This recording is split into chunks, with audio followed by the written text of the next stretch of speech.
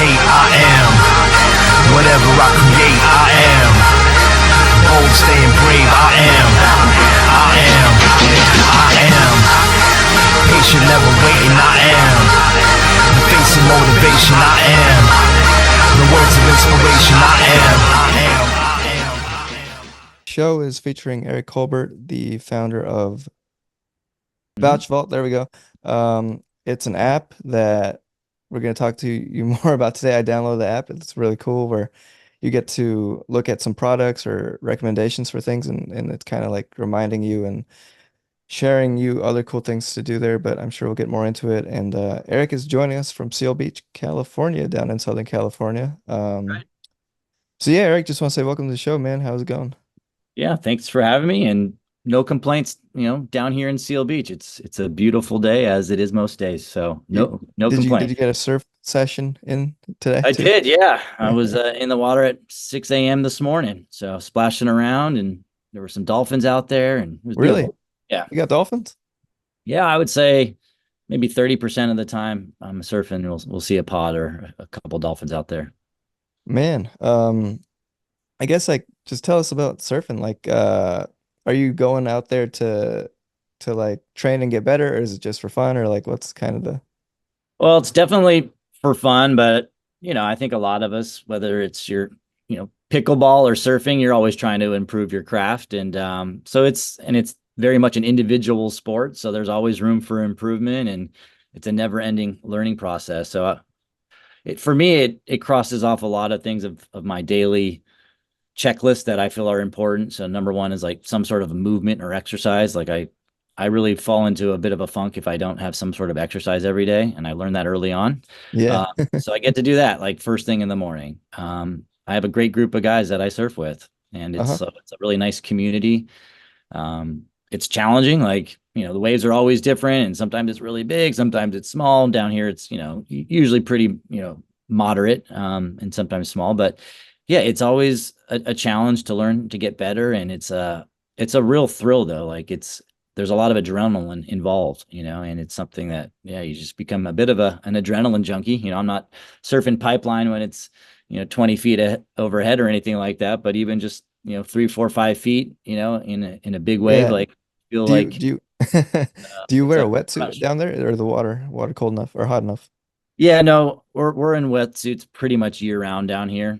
Um, at this time of year, you get kind of in your thinnest wetsuit, which might be 2 millimeters or a three millimeter. But yeah, it's the water's right now. It's actually as warm as it's been all year. So it took a while for the summer water weather to get here, but it's finally nice and toasty.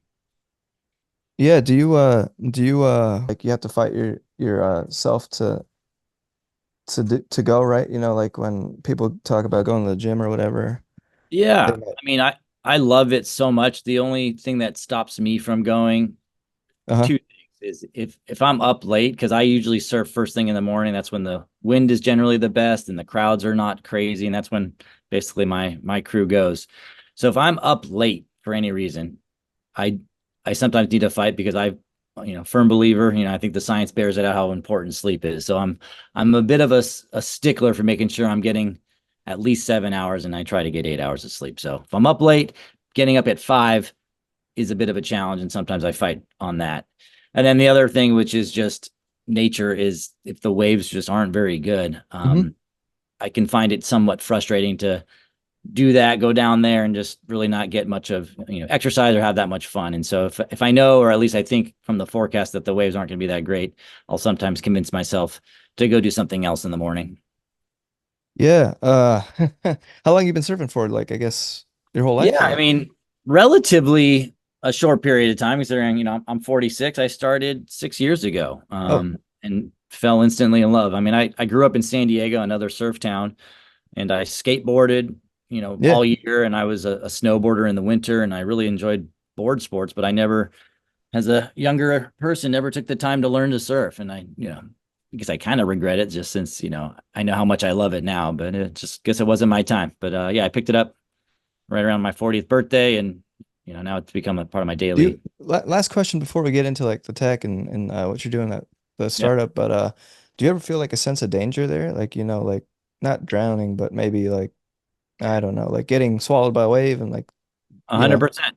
yeah. Yeah, not every day because a lot of days it's pretty mellow. But even on the mellow days, I mean, you're riding, a piece of, Water. a board that is as hard as a rock. It can break, but then you have razor sharp fins.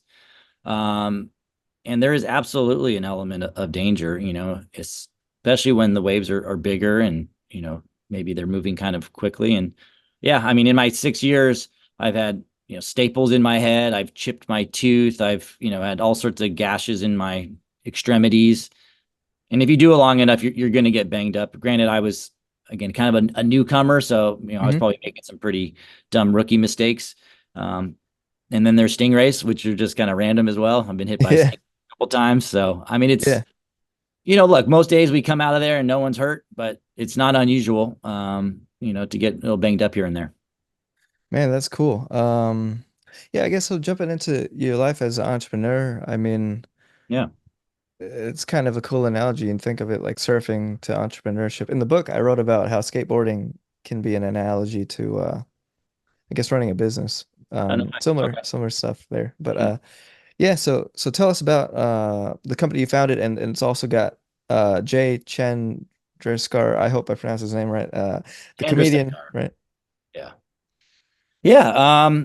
So we basically incubated, this idea. So I run an agency called Spark Six where we are hired by other companies and organizations to build their digital products. So we build out mobile apps and web apps and websites for companies large and small. On the large end, we got eBay and PayPal and SoFi, and then we have like solopreneurs that are like for the very first time trying to build, maybe a mobile app. So that's kind of what I do, for the day gig. And then, sometimes we just can't help ourselves. We have ideas. A lot of them are absolutely terrible.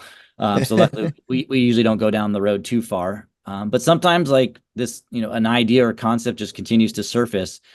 And, along with meeting Jay, who I'll talk about in a moment, but that was kind of what happened with us with Vouch Vault. So just kind of, my origin story, and my business partner at the agency. So um, I'm a list person, just kind of by nature, a little organized and, not super anal retentive, but I have lists for a lot of things. And before I had Vouch Vault, I had a bunch of different lists for things that I wanted to try for recommendations. So if I'm sitting down with a buddy and he said, he knows I played soccer and he says, "Hey, did you check out that documentary on David Beckham? I think you'd really like it."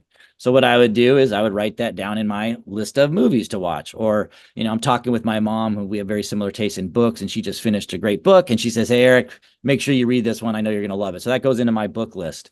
And so I had other lists for, restaurants that people told me that I had to check out, recipes that, I had at other people's homes that I wanted to try myself. So it was just kind of on and on. And I realized, I wasn't the only person that, has these lists. But I did start talking to people and kind of doing a little bit of, modest research is like, well, what do you do when you get a recommendation or hear about something that you actually do want to try? Again, it Hmm. could be a podcast, a movie, a hotel, whatever, right? We're running into these things every day. And I heard a lot of people's kind of methodologies. None of them I felt like were a really great solution. Some people are like, "Oh, I email myself." I'm like, wow, that would get really complicated, and I'm sure that doesn't work out that well. And then of course there's platforms like Evernote or even Apple Notes has just like little notepads and stuff. So that's kind of what I heard the most, but it wasn't really a really great solution. So I thought there's got to be a better way to like keep track of recommendations, a way to share them. And so I kind of brought this initial concept to my business partner at Spark Six, and he's like, "Yeah, I have the same exact problem. Like, I really have lists everywhere, and I forget, is that a movie or a book, or who recommended that to me in the first place?" So that was certainly, echoed in his eyes. And then he also was like, building out, and that would be a pure utility, right? Like just a list basically organizer. And he's like, that's cool on its own, but can be really tough to like build a business around that. Uh-huh. We've like, even I mentioned Evernote, they've struggled to be profitable and to really monetize their user base. And so he kind of was just ideating on a very similar and related issue of just where do you get your recommendations from? And we started, thinking about just the aggregated review sites, whether it's Yelp or TripAdvisor or all the reviews on Amazon that are really from complete strangers. And it's just like, who do you trust? Like, and I think consumers now know there's a lot of paid and fake reviews, and with AI coming, it's even easier to do like paid and fake things out there. So I Uh-huh. think we all know that, like, in general, we get our best recommendations from our friends or our family, or people that we know and trust and that we have similar tastes of, because taste is subjective. You might not like R-rated comedies, or you might not like Hmm. rom-coms, but like that might be my jam, right? Yeah, yeah, yeah. I uh Yeah. I downloaded the app too. I'm trying to figure out how to use it. I was like I'll just take a picture of, like, for instance, like I got like something like this, right? Like a hypervolt. I'll take a Oh, picture of sure. it and then Yeah. That's a great rate thing it to three vouch out for. of I mean, five or yeah. something. Yeah, if you actually love that and it works and it didn't break 2 days after you bought it, like when your friend says, "Hey, do you have a a massager that you might recommend?" Like, there it is. It's in your vouch vault. So that's a perfect And so I guess there's like that friend network too, right? Where it's like your mother, example. your cousin, and then you can know them. So it's not like I don't Well, know that's the Jay. whole point. It's your inner circle. I mean, it doesn't have to be your relatives or whatnot, but yeah, it's people that you know. It's not a random person Hmm. on the street that's giving a review for something that you don't know if you share the same sentiments about. So yeah, Yeah. Yeah. it's right? How long Powerful. has Yeah. gotcha. How long has the company or the app been around, or yeah. Yeah. So we've been in a public beta basically for about 18 months now. And we've had over 11,000 users come on, and we're at 18,000 vouches that people have created, because it's all user generated. So it's starting to get some activity. 18,000 people?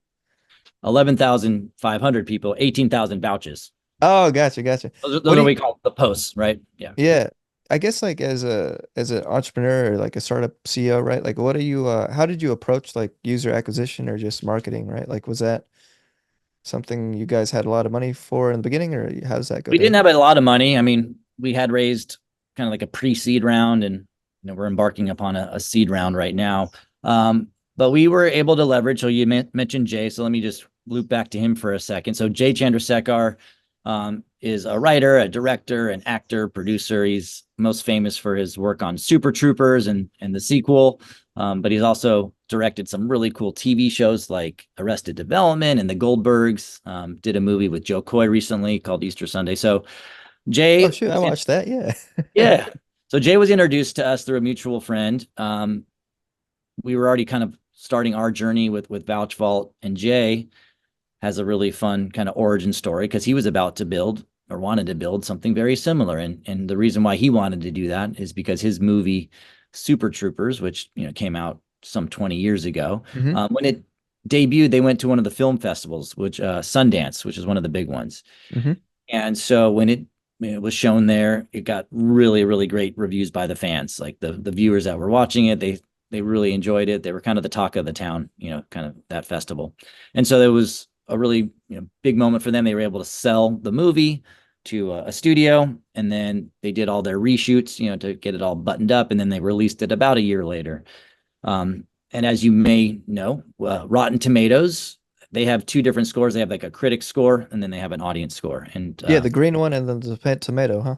yeah, and yeah, exactly. And quite often, critics get first crack at, films and things. And so they got a hold of Super Troopers and overwhelmingly just blasted it. They thought it was not a very well done film. Didn't like it. 30 some percent fresh rating, which is really devastating to, like, a new film coming out. This was their first big release, and not to mention that it was very well received by the audience a year later. So they were pretty bummed out. Initially, it has gone on to have great commercial success. It's over 90% of fresh rating of the audience. But Jay and his team were just like, if you're a critic, a movie critic, or if you're a food critic, we'll just keep with movies. But if you're a movie critic and you don't like that type of movie, again, I mentioned rom-coms or R-rated Yeah. comedy, if that's not your jam, then what's the point of you reviewing it? It's just not your cup of tea, which is fine. But it can really hurt, a creative like, Jay and his team, who were releasing this film that obviously millions of people have gone to love. So long story short, he's always been joking, but somewhat serious about trying to take down Rotten Tomatoes, because in a lot of Man. sense, it's fallible. It's taste is subjective, and all the things that we talked about. So anyways, we joined forces and kind of reconfigured how he wanted things in the platform, and together we've released Vouch Vault on the world. So yeah. Yeah, that's really cool. Yeah, I don't think I've paid attention to Super Troopers when I watched it, or I even remember if I saw it. But yesterday I was like, let me look at the trailer for this thing, and yeah, I was like, oh shoot, that's the guy Eric's talking about. And then man, that's such a hilarious show. It just brings you back to the youthful days, right? Like, Yeah, no, it's become very much a cult classic. And to answer your question though, so when we were doing marketing and user acquisition, we we just didn't want to blow a bunch of money uh-huh. necessarily if we could avoid it. And so Jay had contacts and was able to get onto some podcasts like Rob Lowe and Rob uh, Lowe. Adam Carolla and Mario Lopez. And so he was on the shows doing interviews and would certainly talk about Vouch Vault, and it really resonated with a bunch of the audiences. And so yeah, we got a lot of users through that Yeah, initially. what's your thought on that, Eric? Just about like, because some people, I guess like PR is such a fishy world, right? Like you don't know. Well, obviously, if you go on like Good Day LA or something, Good Morning Los Angeles, whatever, that could really boost a business. But Yeah. I mean, yeah, like what's your thoughts on that PR stuff? Like, just I guess your experience too. I think it all depends, right? I mean, for him to go on to a few very well, or yeah, a big audience type of podcast, like that was great exposure, and it really pulled in users. Now I think the other side of PR, just like the real press releases and just like trying to get write-ups in tech mags and stuff like that, like The we did TechCrunch. try that a little bit. We had some write-ups, but it's so hard to say if that moved the needle. Right. You're right, man. Yeah, that's so cool though. Uh Okay, so you guys get that get a couple users in, right? Like in the beta, and then how do you guys what's the business model? Like what's the revenue model with monetizing it? Do you charge like a store, or like No, what's the I ideas? mean, yeah, it's a free app. We have no intention of ever charging for it. We really just want to provide a ton of value to our users. We think this is going to save people time, save them money, save them headaches, save them wasting their time on, a bad book. But yeah, we do need to make money. We are a business, and so we came out of the gates with an integration with Amazon. And so Oh, just like there's other um, affiliates, they call it their associate program. So we are a company, an affiliate of Amazon. And so when an average user out there creates a vouch through our widget, and if it's available on the Amazon marketplace, it makes it really easy to do that, by the way.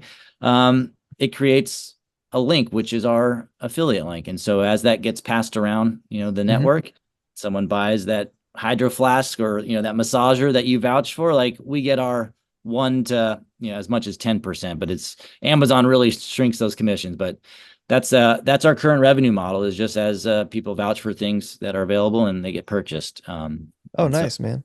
yeah, Yeah, referrals. There you go. basically, yeah, referral type, or like, just commission on referrals is really what it's about. So yeah. That's cool. I guess like how does running Vouch compare to like the agency that you started as well? Like I guess is it startups, they have they operate like through a bit different Yeah. you know guidelines, right? Or just they're different because they need innovation and all that stuff. Yeah, I would say, having a business that's been around for 13 years versus one that's, closer to 24 months. Yeah, that's just very different challenges and things that I'm working on. With Spark 6 and the agency, we're always improving, our processes and procedures, but it's a pretty well-oiled machine at this point, and we have a really great team. So it's just like I don't need to watch every little detail of the business.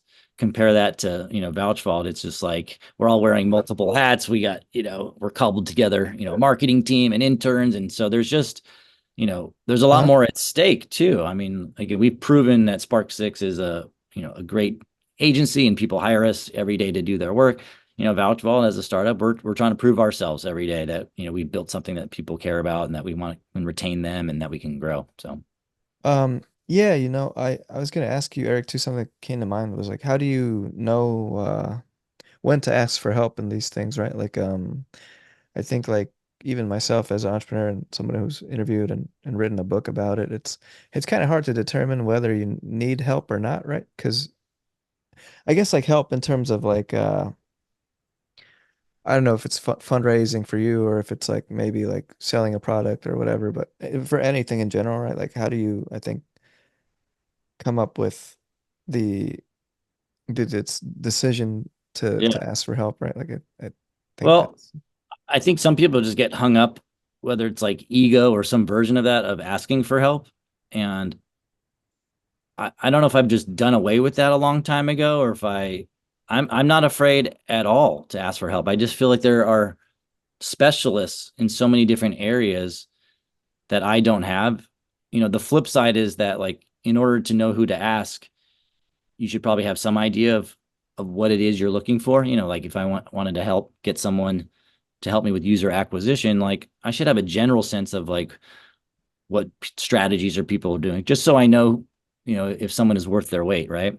yeah. But on the flip side, like as a star, there's like a million things to be going on, and you know, it's difficult to put time into like learning analytics, learning user acquisition, learning like social media and media buying and all that kind of stuff. So I am a very trusting person by nature, and sure that's burned me a little bit in the past, but Yeah, I me too. like that. I like a community, a team. So like asking for help, like, hey, can you help me on this? Like, I like that and having that camaraderie. So, um, Right. yeah, Yeah, you mentioned the ego thing. Does that I guess we do all have an ego, right? So it's like uh and like that, as an entrepreneur, I realize that people they'll have to overcome like inner obstacles. Like it's weird to like explain, but it's like you got to be I'd say like humble enough to know that you're wrong or like admit something's not right or whatever. I think for you or just in general for you, like do you find yourself doing that often or I guess like, you know, how's your experience being an entrepreneur in general been? yeah. I think maybe a younger version of myself would have hung on to things or think I know more than I do. I think it's kind of a natural thing, but like at 46, I just am so aware of what I don't know. And the more you like start exploring into things that you think you know about, you realize you know less about it than you even thought. So, Hmm. um, I think I've just come to the point where I don't even try to pretend, and I would rather, yeah, bring in people that have proven records and that have, we'll call it quote unquote expertise in various areas and just get their assistance. Yeah, that makes a ton of sense. I guess so like with Vouch Vault, like what's been like one of those milestones or favorite memories you guys have had so far, like when it comes to just things that you guys have achieved? Yeah, I would say that I can remember it pretty clearly. It's probably about a year ago now when Jay was, I think he's been on Adam Carolla twice since then, or maybe it's only once, but like I think his first appearance and hearing him tell his story, about Super Troopers and Rotten Tomatoes and how Vouch Vault was solving that. Hearing it, on a show that I actually listen to and enjoy was really fulfilling. And then watching those numbers just like shoot up for the next like 2, 3 days as people started listening and having that resonate with them. That was just like one of the coolest things. And then hearing the feedback, people, he told that same story on an Instagram post and that one went semi-viral and just like reading the comments about people like, oh yeah, I have the same problem. This is really a great solution to kind of what I've been wanting for a long time. So that hits hard. It hits in a good place. Man, that's awesome. Do you, do you hear that sound by the way? No, the clapping? I don't hear any clapping now. Oh crap. Yeah, I gotta figure this out because I had these buttons like they're sound effects, so I wanted to see if they worked or not, but only I hear them, or maybe Uh, I gotta learn how to do this. But um yeah, there was just some clapping. I thought it was appropriate. Um yeah, so I guess like the company's it's been around for like close to 2 years. Do you think that this whole journey has been what you expected it to be, or how's it, you know, I would deviate say from? it's on the one hand it has been, but I'm a very optimistic, like half full type of person. And I just thought things would go faster, things can never go. And, it's not easy to get people to change their behaviors. And now more than ever, people are so inundated with things to do and distractions. And Right. so really, even though I know we built something that will save someone time and money, it's still hard to get people to like jump over and do it and use it consistently. And so I think that was just been like a bit of a surprise to me. I just thought, oh man, people are just going to jump onto this, and again, we've shown some really good signs that at least a select, amount of people do love it. But yeah, it's just taken longer than I, had hoped for, I guess. But I think that's What are your a thoughts on that, common. man? Yeah, I think like even myself, I'm noticing that we just get inundated with with like notifications, or not even just using Instagram. There's like if Yeah. you try to look something up, there's like 20 things coming at you like Yeah. all at once. I have to delete that app once a day and then Yeah. reinstall it the No, next we're day. we're constantly bombarded. And so yeah, you have to really deliver something amazing, I think, these days. And I Uh-huh. jokingly say that I do feel like if you built an app that gave away $100 just for logging in every day, you'd still have trouble getting people to get on it. I just like people are so busy and they're probably distrustful too. They probably think, oh, that's not even a real thing. But I'm not making that app. I'm just saying it's I feel like it's hard to get people to It is. take action and do things. So Even it's hard to get yourself to do stuff too, man. I think like what's totally. going on today? Absolutely. Absolutely. Eric, yeah, man, like you mentioned it earlier in the podcast, like the idea kind of sprang up from trying to be organized and get things productive, right? Like, you'll Yeah. have these things that you want to try, but you'll never try them. So this is kind of the way to remember to do them or inspire yourself to do them. Yeah. What are some things that you as a I would just say uh what's it called? Limit it to being an entrepreneur or whatever, but I guess in personal life too, that what are some things that you do to keep yourself productive, right? Like with the busy world and noisy world we're in. Yeah. I would say that my practice of surfing every morning and like taking time for myself, the analogy of the airplane with the mask, like take care of your mask first before you help your kids. That's And true. I have three kids and a daughter. I mean, three daughters, a wife, the dog, the cat. I got a lot going on, but I'm useless if I don't take care of myself. So both my physical and mental health. Yep. So I make time for surfing. Like that's really, really important to me. And it chucks off a lot of great boxes for me. And then most days I also like journal and I meditate, like not a ton amount of time, but like it really just helps set my tone for the day. Um, and so that's something I've been doing for years, and it's something that I really take seriously. So Yeah, yeah. the surfing, do you go wake up to an alarm or how does that like typically go? Yeah, Keep I you wouldn't out of say the I'm house or something? naturally like an early bird, I think I'm somewhere in the middle of like, where my natural clock is. Yeah, but I use an alarm, waking up at 5 a.m. is not something that I would do on my own, although if you do it for so long, your body does adjust and kind of start waking you up. But yeah, I still use an alarm every morning. Man, I was reading this book. It's called Atomic Habits, if you're familiar with it. Oh, sure. Yeah, I read that. Yeah, so there's a part where it's like you're not craving the reward, you're craving the anticipation of the dopamine or something like that. Oh, okay. Yeah. So it's like you want to get yourself to do something that's rather difficult, maybe surfing or even for me to go in the gym or walking the dog or something like you gotta your mind the mind works funny where it's like you want to have that really looking forward to doing something. So I guess surfing for you, that's you really look forward to hanging 10 or I don't know, being on the water, right? Yeah. I'm on a short board, so I'm not hanging 10, but it's the same thing. Oh, a shortboard. So oh, that's a longboard is what's the difference actually? Yeah, so a longboard is one where you could actually walk the nose, and they call that hanging 10 when your 10 toes are hanging over the Oh, board. On a short board, you don't really move around because it's too small to do that, and you'd fall over. hey man, yeah, I learned something new every day. Yeah.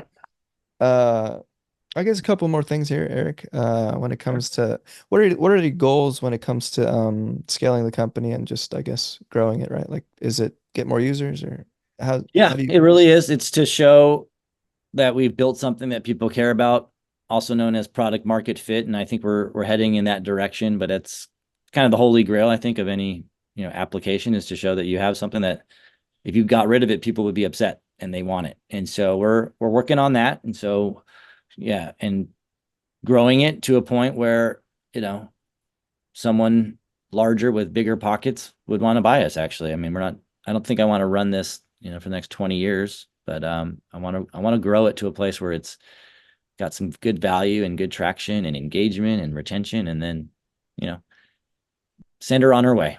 Yeah, yeah. Have you ever you guys have ever done like influencer marketing or anything like that? Like you know? Yeah, we've tested a couple things. I wouldn't say we've put together like an amazing comprehensive strategy around influencers, but we think there's definitely a place for them on Vouch. As long as like our whole thing is Yeah. like it's got to be authentic, and I know not all influencers are. Yeah, Uh, very true. because the last thing I want Vouch to turn into is just a place where another influencer is getting paid just to say they like stuff. That really defeats the purpose of what we Man, have. that is a big thing out in LA, right? Like just people I know who are Yeah. will hang out at a rest. What are your thoughts? I guess it's like a side question, but what are your thoughts on like that whole influencer culture down in not I mean OC's near LA, but like yeah, like it takes away the Instagram's big on that, right? Like there'll be just people to recommend something. Even YouTube's big on that too. But Yeah. do you think that you said you don't yeah, you don't want your app to turn into something where it's like fake, right? So like for you do you think that that whole thing is kind of a negative thing, like the influencer marketing thing where it's like they're getting paid to just endorse something and then they don't really care about I it, or think it's a mixed bag. I yeah. think if that influencer has integrity and is thoroughly like enjoying those products, right? And would actually recommend them and wants to promote them, I think that's great. And I think there's probably many of them that do. I just think it's hard to decipher those from the ones that are just like want the payday and like they'll say whatever, right? Just like any kind of spokesperson would. Um, I do like to believe that we as consumers or users are a lot smarter than like people might give us all credit for. Now I know younger kids are certainly more, influenced by things, and their brains aren't fully developed and they can, maybe not Hmm. question things, but I like to think that most consumers today, like they probably know, and they know which ones that are being authentic and real. And so like that's kind of our take on Vouch. Like if an influencer comes on and, you know, is vouching for things, because they can actually make money on our platform as well. So if they Okay. wanted to use their own affiliate links or Amazon links, they're welcome and actually encouraged to do that, because we feel like that would be a good growth strategy for us. But if that influencer goes on there and it's 10 different types of protein powder in as many days that they're vouching for, you're like, I would like to think that their audience would be like, how can you like 10 different protein powders the same? That doesn't make a lot of sense. Or you get what I'm trying to say. Oh, right, right. So, but our take is letting you know, the audience kind of suss out what's real and what's not, because we can't really police it. Yeah, man. At least we haven't thought about how we're going That's to a do it. great take, honestly. I think that as like the internet gets bigger and bigger, even though it's already so big, it's like how do you yeah, Yeah. what you guys do is like judge Well, what's yeah, I mean that will hopefully be a problem, like it'll be a good problem, but it will be a problem as you get to mass scale and you're having tens of thousands, if not millions of users. Like people will use it in a way that you didn't even think about. And so we'll have to, regulate, we'll have to have moderation. We'll have to do certain, we already have some tools in there that, block against certain images and profanity, certain things that we just don't want to. right. And, we try and follow the leads you know, of Instagram, and some of the rules that they're applying, because it's really hard to navigate. I mean, that's all the compliance and just different ways. So yeah. Right. One question, Eric, is like what is a product that you discovered maybe on your app that you didn't know about, or maybe another story somebody's told you like, oh yeah, I'm using these foam rollers now, or like I started cooking and making this recipe. Is that something that goes Oh, in? I've found so many cool things, but one that really has been a life changer for me. I mentioned that we have dogs. Well, I have two Right. dogs and a cat.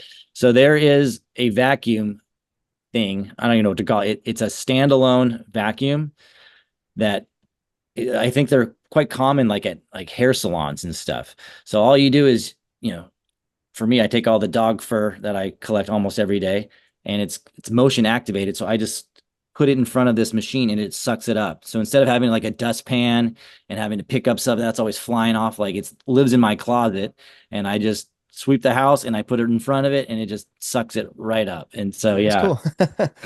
I didn't know those things existed. I was like, oh my gosh, where have you been? So yeah. And yeah, so like when you buy that, you just search it up on Google and you buy it maybe at a store or online, or how did you buy it, right? Oh, so that one is available on Amazon. So someone had vouched for it, and I just clicked the link in Vouch. Took me right to it. Oh, okay. Yeah, that makes a ton of sense, man. Yeah, yeah, I'm starting to realize too, like that these reviews aren't so trustworthy. Because I was in Las Vegas and I tried this Filipino food place. They only had like 2.5 stars, but it's like my favorite place to eat there, and I'm like, what's Yeah, going on? totally. Because taste is subjective, and so, Right. someone in Vegas might have a different opinion on what good Filipino food would be like, and you're like, no, this is like authentic, great stuff, and you would probably recommend that to your friend who also likes the same type of Oh, food. and then my friend or circle or somebody who Exactly. somewhat knows Yeah. me would say, "Oh, yeah, I've had food with him before. He has a good palate," or something like that, right? Yeah. We enjoy the same type of things. Exactly. You mentioned dogs. What kind of dogs? I'm guessing they have a lot of fur, right? So is it like a Yeah, Labrador? so I have a German Shepherd Rottweiler. So that's Oh, one, cool. that's Lance. And then we have a Golden Great Pyrenees, that's Forest. And yeah, one's black and brown, the other one's kind of white and tan. And so I got every color fur that you can imagine. And yeah, they shed a lot. They really do. Yeah, yeah. I got the American Pit Bull Terrier, so Okay. and the fierceness of those two breeds. Yeah. Um, yeah, I guess like dogs are the market for even like the market for stuff that dogs could use or Oh yeah. We have a some. lot of vouchers for pet related products and services, stuff like that. Yeah. Yeah, yeah. You guys ever like thought of going on Shark Tank or anything like that? No, I haven't really thought about it. I'm not sure if we'd, you know, be a good fit for that or not, but I know it can be great marketing. So, Yeah, yeah. I interviewed somebody who was on Shark Tank a couple months or in December, and yeah, they're cool. Yeah, just like I don't know, like it's it's I think like I'm starting to think where would people discover your app, and like I guess that could be one of them, or yeah, it's a cool thing. Do you when you get users, like I guess like one couple more things here before we jump to the end is like once you get them, like what is your strategy for I guess making like keeping them engaged, right? Like yeah, like is it that's a constant challenge and something that we're always kind of working on. But we do have the ability to send like SMS messages as like a reminder to like, hey, today is National Bagel Day. Why don't you show your favorite bagel place some love and vouch for them, right? Or, we got Mother's Day coming up. Create some vouchers that your mom would love, right? That have worked in the past. So we're so doing yeah. communications, through SMS. We can also do push notifications. We have, email sequences, although we don't have email addresses for all of our users necessarily. So yeah, Uh, it's a constant like you know innovation of ways to keep it top of mind without being annoying either. Like you can't send someone yeah. 6 SMS messages a day or they're just gonna unsubscribe. So it's just like, are you delivering value? Right? You always got to make sure. Like if I'm sending you a message, me asking for you to post about your bagel shop, that's not the most value for you. It might be valuable for your friends. So maybe we'll say like, hey, this is the most vouched for item, of the week. That might be of interest to you, right? Cool. Or so we're trying to just continue to innovate and find ways to add value and yeah, bring people coming back to the app. That's what it's all Yeah. about. Yeah, man. I signed up for Oh, I was gonna say too before that. Yeah, it kind of reminds me of a Pinterest, right? Yeah, Yeah, a little girls are bit. big on that. Like Yeah, Pinterest it's pins. got some aspects of Pinterest for sure. For me, man, I was using Pinterest back in like 2012, but I Hmm. never got like what's that word? Um, I could never become I could just never use it. Like Snapchat like was cool too, but then it kind of disappeared because I can only keep up with so many people, so it's Instagram now and TikTok too. Yeah, It's all nuts, right? totally. Yeah, a lot of choices for your time.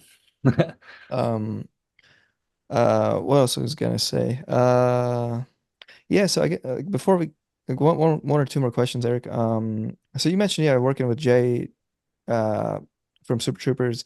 What's it like been working with him, you know? Just he seems like a very eclectic person to be around or having Yeah, experience in I mean, Hollywood and all that. he's very sharp. I mean, I think a lot of comedians are. He's also doing stand up as well, and so he's got a keen mind about business and just strategy overall, and he really likes to contribute as much as he can. He leans on us, kind of being like more on the technical side, but he's got great ideas for marketing and features and things like that. And he's like super humble, which is cool. Always nice to have. Or he's not afraid to say, yeah, I don't know that, and just kind of like I was saying earlier, like asking for help. So yeah, it's been really fun, like building our friendship and relationship over the past couple of years. And yeah, he's a really great guy. And that's fantastic. Next question, Eric, is I guess like before we get into the end of the show is what I don't know what else I could ask you. What Mhm.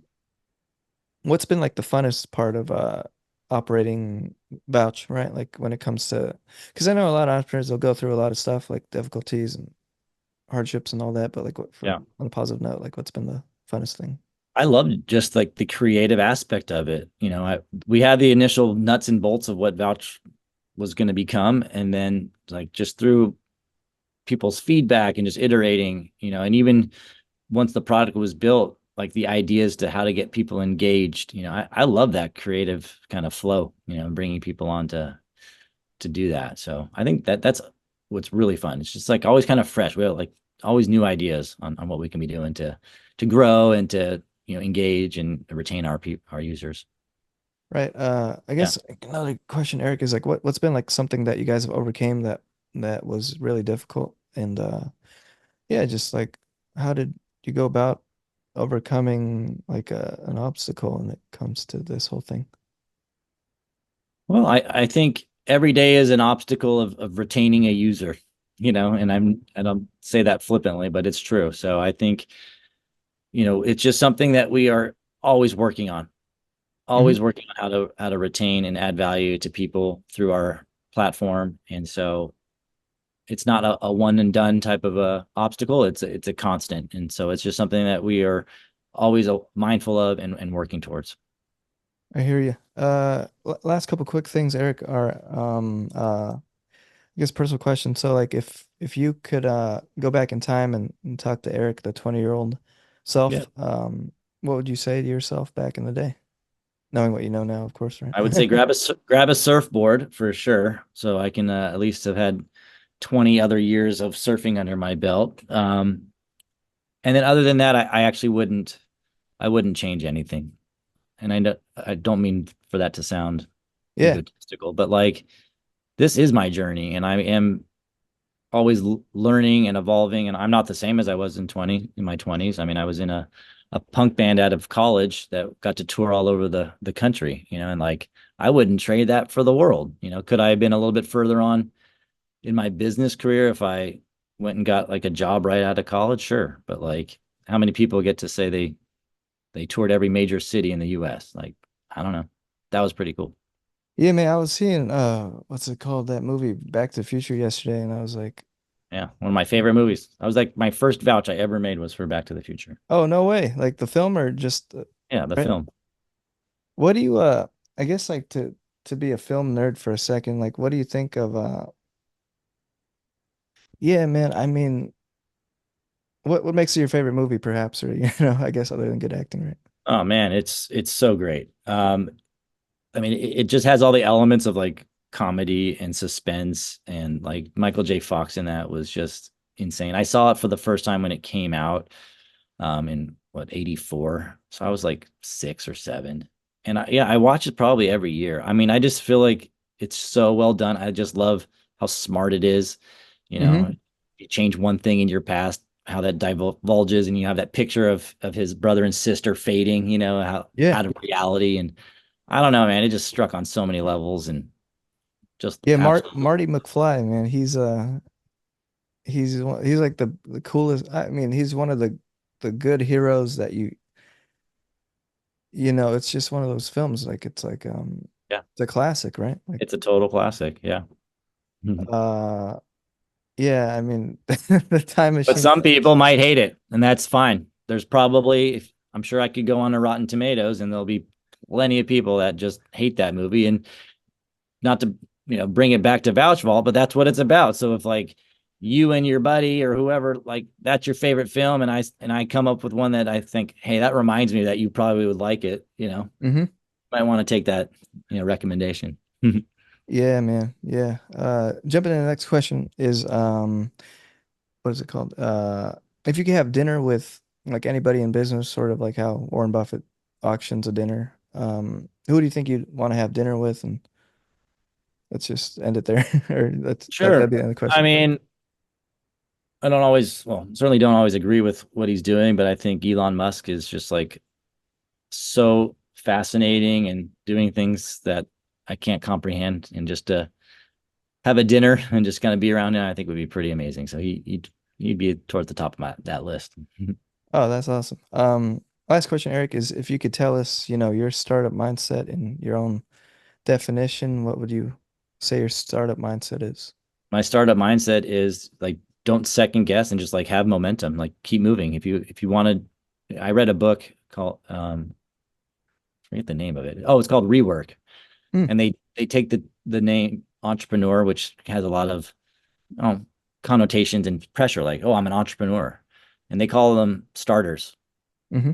It's like, no, you're a starter. And like that's what entrepreneurs are. That's what startups are. And so I like that. Just keep moving, make progress, and you're gonna make mistakes and like get the faster you can make mistakes, the faster you can get to a place where you're gonna have success. So, I guess last thing, Eric, was do you find like as an entrepreneur that when you do get moving, like you're intimidated by the task, or let's say like something came along and it was a major decision that could have impact on the business, right? Like, do you find that you like for instance for me, like I was writing this book and I just submitted like the final manuscript a couple weeks ago. mhm. I'm just like, there's good weight off your shoulder, but now there's like all these other things that come with like selling and all that. And Sure. even having people read and tell you what they think, if it's good or is it bad. Like, how do you deal with that? Like, I guess, I don't know, just I don't internal know. expectation. Yeah, I just try and tune it out. It's if it's not really going to benefit me by marinating on it and worrying about it, then I really do try and file it away. Right. Knowing that it's done, be happy that I completed that task or whatever, and it's just like focus on what I can control. Like you're not going to control how someone receives your book. You did your best at it. Yeah, I did. Yeah. Isn't that an interesting topic? I guess you're staying on it, like being an employee versus, oh, I guess like working underneath like an umbrella of a corporation versus you starting one and owning it. Like those types of expectations don't come around, right? Like whether it's like do you know what I'm saying? Like I guess you could be a manager, but like I guess like the person who starts something feels more weight or Yeah, there's a connection to lot it. of responsibility kind of towards the top. And Uh-huh. so if you're not a self-starter, like self-motivated, like that's probably not for you. Like I don't need anyone to Yeah. set my alarm at 5 a.m. to get my day started. Like that's who I am. And I love to accomplish things. I like to, achieve my goals, and I like to go after big things. But There you some go, man. people, that's not everybody though. Some Right. it's very risky being an entrepreneur. It can be, and some people just want a steady job, which is not even a guarantee because, with economies and different industries having issues, like you might think you're in an industry that all of a sudden gets replaced by AI. So everything has risk, and I'd rather just have as much as control over it as I Sure. can. Sure. That's why I dig it. Well, Eric, thank you so yeah. much for being on the podcast. If what people want to download the Vouch app or connect to Yeah. you, how can they find that? Yeah, it's available for iOS and Android. So just go to the respective app stores and search for Vouch Vault and grab it. It's free. Thank you, Eric. Yeah, this has been a great conversation, man. Learned a bunch. Yeah. Well, thanks for having me. Appreciate it.